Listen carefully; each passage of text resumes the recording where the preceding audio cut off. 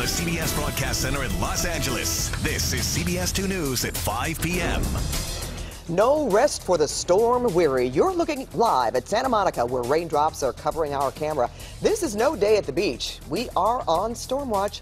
The rain has been coming down steadily all afternoon, and it's only going to get heavier tonight. And with each hour, people in the burn areas, they of course grow more concerned. Take a look at all the mud, for example, that's already been removed from PCH and other roads around Malibu. And with more rain coming down, more mud and debris will probably follow. And in Seal Beach, the parking lot at the pier is flooded. It's as much as 2 feet deep in some spots. Because more rain is on the way, nearby residents fear the water will continue to rise. We have team coverage beginning with CBS2's Garth Kemp. Garth. Yeah, good afternoon, everybody. 59 degrees right now. Light rain. This is a precursor of what is yet to come for us. We have flash flood watches now up and running through the entire area for the IE until 6 o'clock for LA County, Ventura County through 1 o'clock tomorrow afternoon. So get yourself set, because this one's going to bring 1 to 3 inches of rain, possibly 5 inches in some of those favored southwest favored foothill locations as we get some lifting. Light rain moving through the area right now. A little heavier just up by the 5 and over by the 14 Santa Clarita area. Malibu out by these burn areas doing okay. Light rain right now. Calabasas across just the 101 over by Decker Canyon and out towards Westlake Village. We continue to pick it up by San Fernando and just right there on the 5, man. You can see that's about a quarter of an inch an hour into the yellow across Glendale. Sierra Madre, the 210, the 215 picking up some rain. A little better out towards the IE right now. That'll change though. Now snow, not a big issue with this one because we're getting this Pineapple Express moving in, this atmospheric river. That won't help snow levels come down and only shove them up. Out towards Santa Monica right now in the airport, picking up more. Manhattan Beach, South Bay in about the next 6 to 7 minutes max. You're going to start to see light, little heavier than light rain moving in through your area, and that will continue to rotate in. So big ones coming in through the area tonight. We'll talk all about that, timing of it, and then we'll get you into the weekend as well, all coming up in a few minutes. Back to you guys. All right, Garth, thanks. Mandatory evacuations are still in effect for Malibu Lake, Corral Canyon, Ramirez Canyon Road, Paradise Cove, Trancas Canyon, and Latigo Canyon. And CBS 2's Amy Johnson is live in Malibu, where the rain is coming down once again. Hi, Amy. Hi there, Pat. It started raining probably about an hour and a half ago. Really heavy at first. It has lightened up probably in about the last 20 minutes. But I want to show you something. We're standing here in front of a huge mound of dirt and rocks and other debris.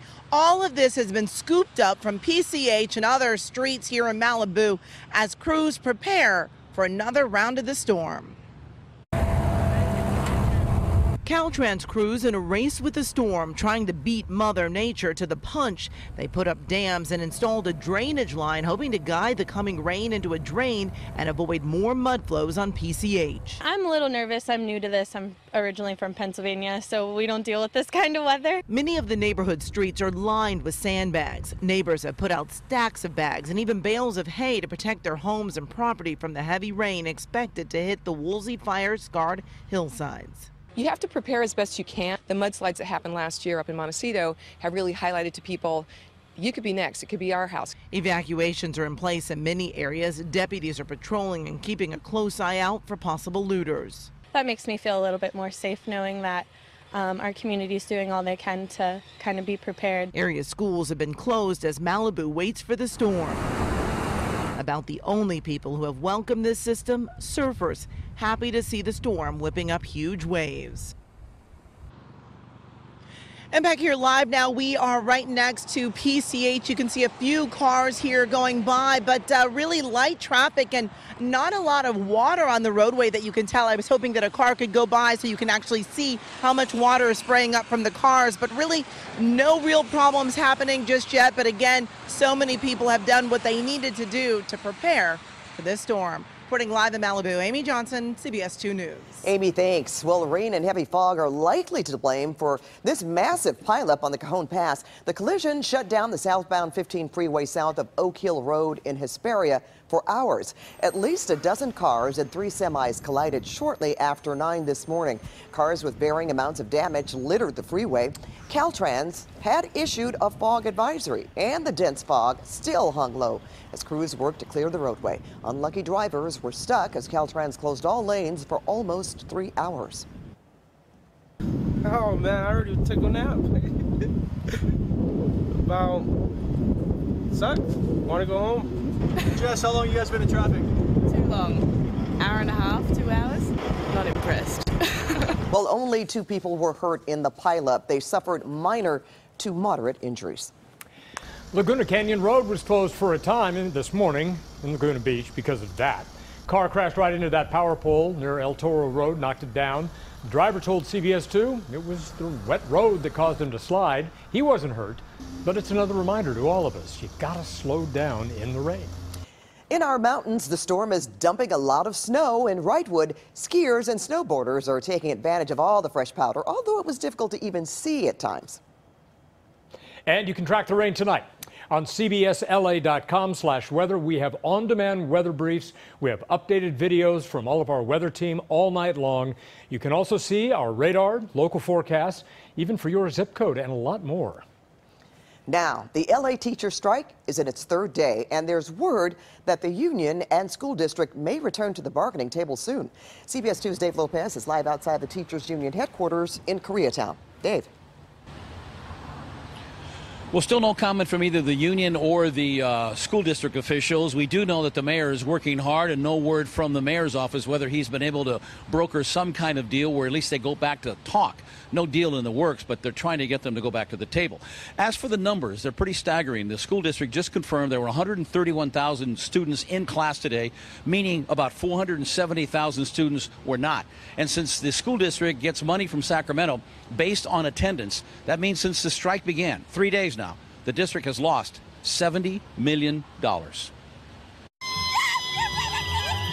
And on day 3 of the strike, the teachers were still enthusiastic, not afraid to let people know their opinion, and some were emotional. As teachers, this is such an important moment for us. People don't see how much our kids lack. We see that every day. Dipti Barnwal teaches high school English at LA High. This is a moment where maybe the city is going to get a little glimpse of how much this country has robbed our kids of what they deserve. How many are in here? 0. Awesome. And while the teachers walk, including his wife, Jose Razo, principal at Telfair Elementary School in Pacoima, taught a class of pre-K students. Papa, please. Put your name on it, please. I enjoy teaching. It's something that I love doing. Under the conditions that we're in, I don't. Because you have no staff. Your staff's out. Correct. My entire teaching staff is out. And today, more than half of the school's enrollment of the 750 students stayed home. It is heartbreaking because I figure that they both have valid points on both sides of it, and there has to be some compromise. And he's in the unique situation. Being a principal, he has management, and his wife is on strike. Do you discuss it? We do discuss it, and I'm very supportive of my wife. As I've said before, she's a teacher, and she's on strike, and I'm supportive of my wife. And of his students, he said. That's why he's in this classroom. And he said he'll be here as long as he's needed. Do you need scissors? He's aware that outside forces are trying to get the two sides together, namely the mayor and state superintendent of public instruction, Tony Thurman. And he has this suggestion. Lock them in a room and have both parties stay there until a deal is reached so he can go back to being a principal, his wife can go back to teaching, along with 31,000 other teachers in the district. Now, the union was scheduled to have a news conference here at 5:30 at union headquarters just around the corner, but that was canceled. Instead, they are going to gather and have a rally at Montecito Heights in the L.A. area, and we don't know if they're going to make an announcement that will the talks resume. Did the mayor, was he successful at that? We don't know. All we do know is that talks or not, day 4 of the strike is set for tomorrow. Reporting live from Koreatown, Dave Lopez, CBS 2 News. All right, Dave, thanks. Police need your help to return an early Christmas present stolen from an Encino house. Security video shows 2 men who broke into the house. It's on Alonzo Avenue 2 days before Christmas. They took a small safe, which, as you can see right there, they threw onto the driveway. They took some money, jewelry, and a handgun. It all totaled about $150,000. And then they took off in, it was either a white Hyundai Santa Fe or a Tucson SUV. Well, let's talk some football. The LA Rams are getting some last-minute practice in before they head to Nolens for the NFC Championship this weekend. Love how you say that. Nolens. Nolens. CBS 2 Sports Director Jim Hill here live in studio with more. Jim. And I can guarantee you one thing. They will be totally, I mean totally surprised when they get there, and they're going to be totally ready for that game. That's for sure. The Rams are leaving no stone unturned as they prepare to face the Saints with a trip to the Super Bowl 53 on the line. With the heavy rain in Southern California this week, the team erected this giant tent over the parking lot at practice facility. They held 2 workouts today in preparation for Sunday's championship game. And head coach Sean McVay told us today the goal is not to let anything, including Mother Nature, get in their way of their preparation. You kind of got to make the decision just based on the circumstances that we have. If it does rain, let's provide the right resources so guys can, utilize the walkthroughs, different things like that in a covered area where we're not getting soaked. Because really there's not a lot of indoors in proximity unless we wanted to travel somewhere else. So we felt like for us to try to keep some, keep a regulated schedule in terms of what our players are comfortable with their normal rhythm and routine, we wanted to do that. The other big story in our area, basketball, LeBron James is getting closer to returning to the Lakers after missing the last 11 games with that groin injury. He has been cleared to practice starting next week. He will not travel with the team for their upcoming 2-game road trip through Oklahoma City and, of course, Houston. And, of course, we'll have much more on the Rams coming up for you at 6 o'clock right here on CBS2. Jeff, back to you now. All right, Jim, and, of course, the AFC Championship game, it is also this weekend. You can see that live right here on CBS2. Sunday kickoff, 3:40 in the afternoon. Well, YouTube is telling users to take down certain videos. We'll tell you which ones are now banned. Plus, TSA workers still aren't getting paid because of the government shutdown. Later in this newscast, how they say that's affecting the time it takes passengers to get through the security line. Coming up on 2 on Your Side, a local brewery gets quite the shock when they open a phone bill that's more than $250,000. That's enough to bankrupt this business. It's just starting to rain in Seal Beach. I'm Michelle Geely, live here near the pier. I'll tell you what people are worried about coming up.